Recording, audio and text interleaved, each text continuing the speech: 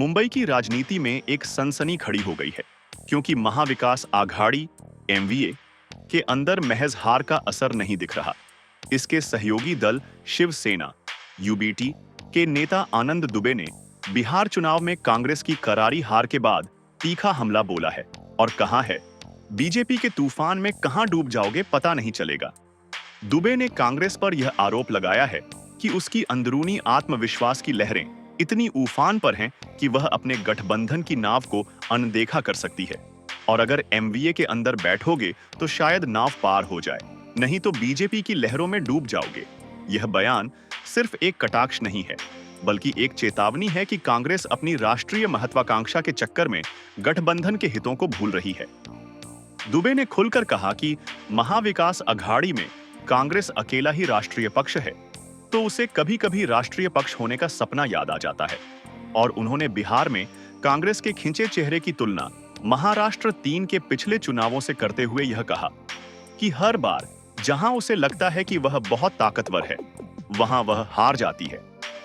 उन्होंने महाराष्ट्र नवनिर्माण सेना एमएनएस के साथ गठबंधन की परिकल्पना पर भी सवाल उठाए, यह कहकर कि बिहार में एमएनएस जैसी कोई ताकत नहीं थी और फिर भी कांग्रेस का प्रदर्शन बेहद कमजोर रहा था। इसके अलावा उन्होंने पूर्व कांग्रेस सांसद हुसैन दलवाई पर यह आरोप लगाया कि उनके दिए गए वक्तव्य, खासकर दिल्ली बम विस्फोट के संदर्भ में, बहुत गंभीर हैं और उन्हें गंभीरता से लिया जाना चाहिए। यह बयान इसलिए और भी अहम है क्योंकि बीएमसी चुनाव की तैयारी चल रही है और महाविकास आघाड़ी के ये पैदा हो रहे अंदरूनी फूट संकेत देते हैं कि गठबंधन में सीटों की मांग और पार्टियों की महत्वाकांक्षाएं अब सामने आने लगी हैं।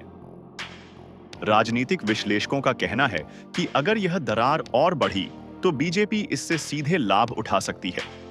मुंबई में कांग्रेस की स्थिति पहले से कमजोर मानी जा रही है और दुबे की चेतावनी यह दर्शाती है कि गठबंधन में भरोसा अब सिर्फ शब्दों का नहीं, बल्कि रणनीति का सवाल बन गया है।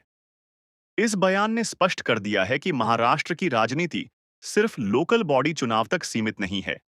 यह एमवीए की भविष्य की दिशा और गठबंधन की मजबूती का बदलता चेहरा है और कांग्रेस को यह समझना होगा कि अगर उसकी नाव में बैठना है तो उसे सिर्फ अपनी जगह देखनी होगी, क्योंकि तूफान आने पर कांग्रेस को अकेला छोड़ना आसान नहीं होगा।